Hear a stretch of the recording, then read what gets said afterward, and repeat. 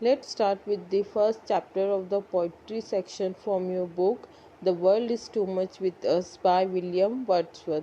Students, in this poem, we are going to talk about the reason why the poet has jotted down this poem and the message this poem is giving. So, here we go. You can see The World is Too Much with Us by William Wordsworth from your text. This is 14 line poem, so it is called sonnet. Okay, you can see some word meanings are given here. This is must for you to know. Then we will discuss it in the brief. Who is pagan? A person whose religious beliefs do not belong to any of the main religions of the world. A person, pagan means a person who has no religious belief, he is not the follower of anyone. Okay, second word meaning is protos, a character in Greek mythology who had the gift of prophecy but who, when questioned, would assume different shapes to elude their grasp. Proteus was a type of god in Greek mythology who was having the skills of doing kind of prophecy, but he would assume whenever he was asked to do so. Okay, the last word meaning is Triton, a sea deity in Greek mythology who is generally represented as who is generally represented as blowing a shell, his body above the vest being that of a man, below it is of a dolphin. So Triton was a type of god we can see whose half of the body till west it was a main structure and below the west it was of dolphin. Okay student, so we start with it. First of all, it is must for you to know about the poet so that you can know the reasons why the poet had written this particular poem. Okay, so who was William Wordsworth? William Wordsworth was born in 1770 and died in 1850. He was the most fortunate of the great five romantic poets who had a long poetic career and lived a long span of life. He was a great worshipper of nature. This line just means he was the most popular romantic poet of English literature, students, and he was also a great worshipper of nature. For him, nature was a guide, teacher, okay, and he was also one of the most famous romantic poets. Romantic here means those poets who were fond of writing about nature. Okay, romantic just means the poets who were fond of writing about nature. You can see the introduction of the poem is given here. I will explain you in detail here. This poem is a sonnet composed by famous English poet William Wordsworth. He himself is a worshipper of nature and natural beauty. Students, I have told you in the first page, this is a sonnet. Sonnet means 49 poems composed by this poet, and he was a worshipper of nature and natural beauty. He was a great worshipper of nature and natural beauty. He used to worship a nature a lot. For him, nature was everything. He wrote this poem during the first industrial revolution from the mid 18th to early 19th century. The reason why he had written this poem was he had jotted down this poem during the first industrial revolution, when the industrial revolution that was taking place in England. This was the time he jotted down this poem. It had revolutionized the life of Britishers as they were moving ahead in technological and mechanical innovation.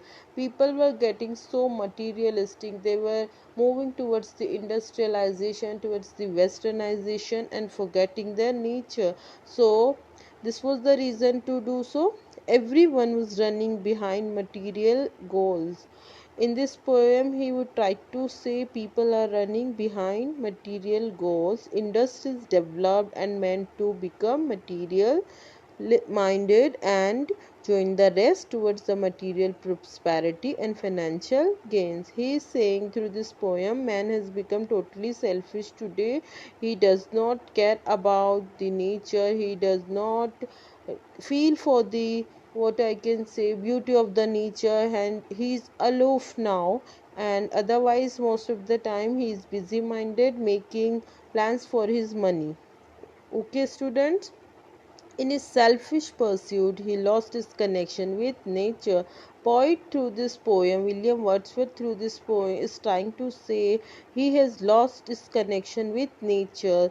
The materialistic man has lost his connection with nature. He is now not at all interested with the beauty of nature. He is not at all attracted by the nature. He says that we are just busy in earning and spending money, and that's all. The main task for the human beings now is we are just earning and spending, and that's all.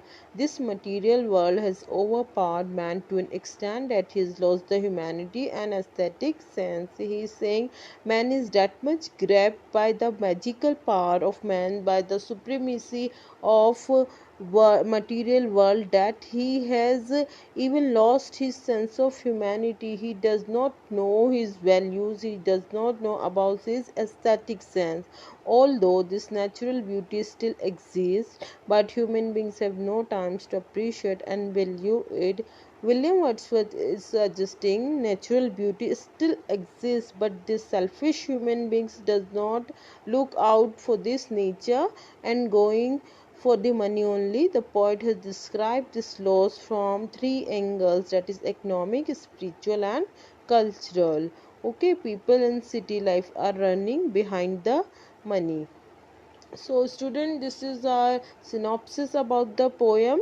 I have explained you in detail the reason behind the William Wordsworth jotted down this poem was all this. Okay, we move on to the stanzas of the poem. This is 14 line, you can count 1 2 3 4 5 6 7 8 9 10 11 12 13 14. So I will let you explain here one by one. The world is too much with us, late and soon, getting and expanding. Belay west our past, little we see in nature that is ours. We have given our hearts away, our sordid boon. Poet is trying to suggest here that we are so much engulfed here with the materialistic power. We are just getting and spending. Getting and spending here means we are just earning and spending our money. We lay waste our powers. As a human being, nature has provided us, nature has blessed us with the supremacy of divine power, but we selfish human beings are wasting it for the material selfish motives. Also, we have no time to do appreciation of the nature, and we are fully engaged in our monotonous life, and our life was supposed to be a boon. He's saying our life was supposed to be a boon, but we have unfortunately turned it as a sorted boon. Getting and spending will lay waste our powers. Little we see in nature that is ours. We have given out our hearts away, a sordid boon. Poet is saying here, little we see in nature that is ours. We are forgetting what the nature has given us, what the supremacy, what the intelligence nature has blessed us, but we are running after money only, and we have given our hearts away, a sordid boon. We have made our life a totally a sordid boon. Actually, it was supposed to be a blessing. Nature has given us beautiful body and mind, but we have made it a sordid boon. So this was our first stanza. We move on to the next one. Okay. This sea that bears her bosom to the moon, the winds that will be howling at all hours, and are up gathered now like sleeping flowers. For these, for everything were out of tune, it moves us not. This sea that bears her bosom to the this sea is embracing her arms to welcome the moon. The winds that will be howling at all hours. The winds are, it means we don't recognize the beauty of nature. We are just neglecting it. Okay. oh, and it also means for this, for everything. Here we are standing like a sleeping flowers. We human beings are behaving like sleeping flowers. It means we have become so much deaf and dumb. We are so much engulfed with the materialistic selfish motives that we have forgotten the beauty of the nature. And for this, for everything, we are out of tune. It moves us not. We are out of tune means we have just passed our time. We have just changed our moods towards the nature. It moves us not. The beauty of nature, the what you can say, the delicacy of nature does not grab our attention anymore. It is not approachable to us. It does not move us. Okay, and the last stanza we go with: great God, I would rather be a pagan circle in a creed outward.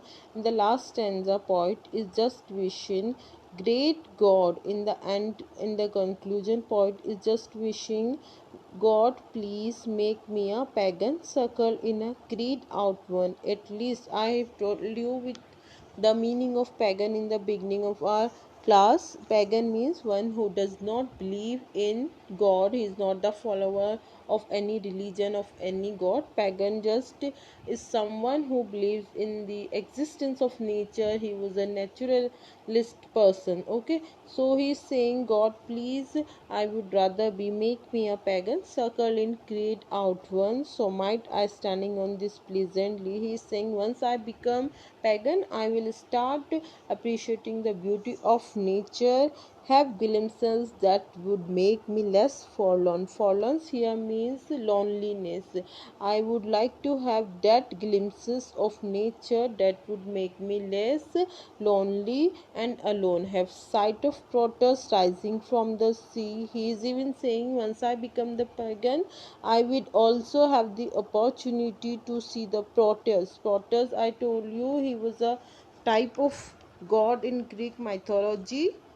Or here old Triton blow his wrath horn, or I would either hear the Triton. I also told you the meaning of Triton. It's a type of god in Greek mythology again, who was famous to blow his death horn.